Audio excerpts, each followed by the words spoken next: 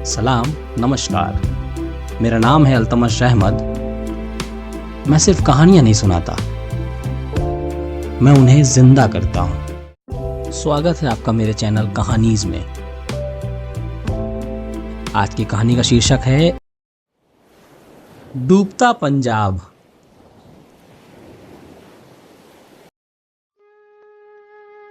सतलुज नदी के किनारे बसा बल्लेवाल गांव अपने आप में पूरा संसार था। सरसों के पीले खेत जब हवा में झूमते तो लगता धरती पर किसी ने सुनहरी चादर बिछा दी हो। हर सुबह गुरुद्वारे से आती गुरबानी की आवाज, बैलगाड़ियों की चरमराहट और ढोलक की थाप गांव को जिंदा रखती थी। यहीं पर रहते थे गुरप्रीत और मनप्रीत।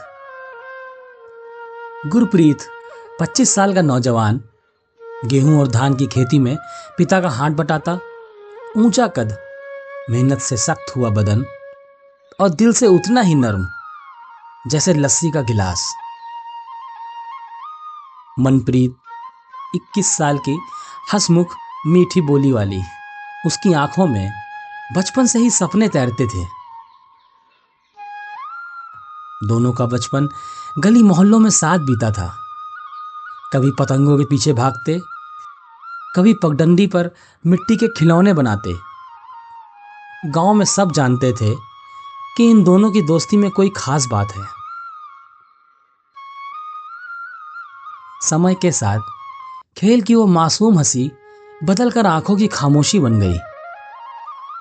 जब गुरप्रीत खेतों में हल चलाता तो मनप्रीत अपने आंगन से चुपके चुपके देखती, और जब मनप्रीत सरसों के फूल तोड़ती तो गुरप्रीत महसूस करता जैसे पूरे खेत में खुशबू उसी के लिए फैली है।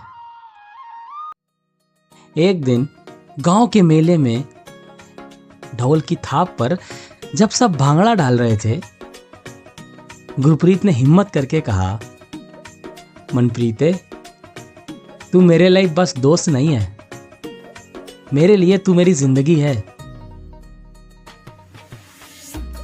मनप्रीत ने मुस्कुराकर सिर झुका लिया। धीमे से बोली, मैं भी तेरा इंतजार कर रही थी गुरप्रीत।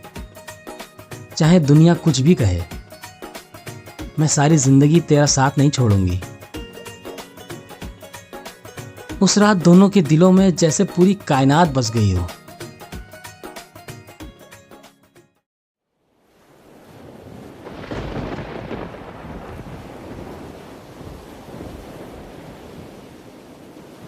लेकिन पंजाब की धरती जितनी दुल्हन जैसी लगती है, उतनी ही बेरहम भी हो सकती है। बरसात का मौसम आया और सतलुज नदी का पानी उफान मारने लगा। गांव वाले चिंता में थे। इस साल बरसात कुछ ज्यादा ही है, रात दिन पानी बढ़ता जा रहा है। खेतों में लहरें घुस आईं। बैल और मवेशी ऊंचे स्थानों की तरफ भगाए गए। लोग सामान समेटकर गुरुद्वारे और स्कूल की इमारतों में शरण लेने लगे।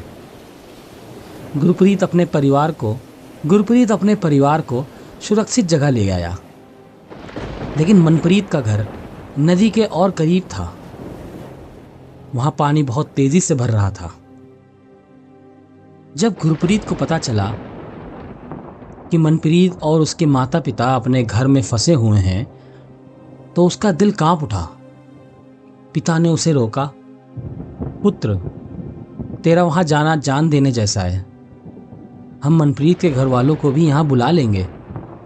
तू मेरे ये जुड़े हुए हाथ देख और मत जा, मान जा मेरी बात। लेकिन गुरप्रीत ने उदासी से कहा, बाबूजी, अगर मैं मनप्रीत को छोड़ दूं तो जीते जी वैसे भी मर जाऊंगा। मुझे जाने दीजिए, मुझे आशीर्वाद दीजिए। उसने 2-3 नौजवानों को साथ लिया, बांस, रस्सी और ट्रैक्टर का इंतजाम किया और मनप्रीत के घर की तरफ निकल पड़ा। पूरा गांव पानी के समंदर में डूबा हुआ था। कच्चे घर गिर रहे थे, पेड़ों की जड़ें बह रही थीं, लोग चीख रहे थे। गुरप्रीत का ट्रैक्टर कीचड़ और लहरों में डगमगाता हुआ बढ़ा। मनप्रीत छत पर खड़ी थी, माँ और पिता को साथ लिए। उसने जैसे ही गुरप्रीत को देखा, उसकी आंखों में उम्मीद की रोशनी आ गई। गुरप्रीत, वो चिल्लाई। गुरप्रीत ने कमर में रस्सी बांधी और पानी में कूद पड़ा। लहरें बेकाबू थीं, कभी वो गुरप्रीत को बहा ले जाती, कभी कीचड़ में धकेल देती, लेकिन उसके दिल में सिर्फ एक ही आवाज़ थी, मुझे मनप्रीत तक पहुंचना है, कैसे भी करके मुझे उसे बचाना है। मनप्रीत रो रही थी। मत आओ गुरप्रीत, तुझे कुछ हो गया तो मैं जी नहीं पाऊंगी। मनप्रीत तू परेशान ना हो, मैं तुझे बचा लूंगा। गुरप्रीत किसी तरह छत तक पहुंच गया। गुरप्रीत ने उसका हाथ पकड़ा और कहा, क्या कह रही थी? मर जाऊंगी। अगर तू डूब गई तो मैं भी जी कर क्या करूंगा? चल मेरे साथ। उसने पहले मनप्रीत के माता पिता को रस्सी के सहारे नीचे उतारा, फिर मनप्रीत को अपनी बाहों में थाम लिया। वापसी का रास्ता और भी मुश्किल था। पानी का बहाव इतना तेज था कि ट्रैक्टर डगमगा गया। एक पल को लगा कि सब डूब जाएंगे। गांव के नौजवानों ने पूरी ताकत से रस्सी खींची। गुरप्रीत ने मनप्रीत को अपने सीने से चिपका लिया। तू डर मत मनप्रीत, मैं यहीं हूं, मैं कुछ नहीं होने दूंगा, न तुझे न गांव के किसी भी इंसान को। आखिरकार सब किसी तरह गुरुद्वारे पहुंच गए, भीगे कपड़ों में कांपते हुए, लेकिन जिंदा। सुबह जब बारिश बंद हुई, पूरा गांव तबाह हो चुका था। खेतों में पानी भरा था, घर मिट्टी बन चुके थे, पर लोग जिंदा थे। गुरुद्वारे में लंगर बांटा गया, सभी एक दूसरे का सहारा बने। मनप्रीत ने रोते हुए गुरप्रीत से कहा, अगर तू ना होता गुरप्रीत तो हम सब आज नहीं बचते। तू हमारे लिए खुदा की नेमत है गुरप्रीत। गुरप्रीत ने उसका हाथ थामा। मनप्रीत, इस काम के लिए मैं अकेला हकदार नहीं हूं, यह हमारा प्यार है। हम सब गांव वाले एक दूसरे के साथ रहते हैं, एक दूसरे के काम आते हैं।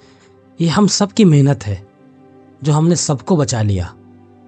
और खेतों का क्या है, वो तो फिर बना लेंगे। अब चाहे जितनी भी आंधियां आ जाएं, हम साथ रहेंगे। बाढ़ ने गांव वालों को बहुत कुछ सिखा दिया। लोगों ने देखा कि कैसे गुरप्रीत ने अपनी जान दांव पर लगाकर मनप्रीत और उसके परिवार को बचाया। मनप्रीत के पिता, जो पहले इस रिश्ते को लेकर हिचकते थे, अब बोले, गुरप्रीत, तू सिर्फ मेरी बेटी का नहीं, हमारा भी रक्षक है, हमारा पूरे गांव का मसीहा है। बेटा, यह रिश्ता मुझे मंजूर है। कुछ महीने बाद जब गांव ने फिर से अपने खेत संवारे, तो ढोल नगाड़ों की थाप पर गुरप्रीत और मनप्रीत का विवाह हुआ। उस दिन पूरा गांव नाचा। बाढ़ के बाद वो पहला दिन था जब गांव वाले खुश थे। लोग कहते हैं बाढ़ ने बहुत कुछ छीना, पर एक रिश्ता और भी मजबूत कर दिया, हम सबका। हम सब एक दूसरे के साथ रहना सीख गए, एक दूसरे के दुख में दुखी होने लगे। अब कोई किसी की पीठ पीछे बुराई नहीं करता था, क्योंकि सबने सबकी मदद की। उस बाढ़ ने सबको इंसानियत सिखा दी।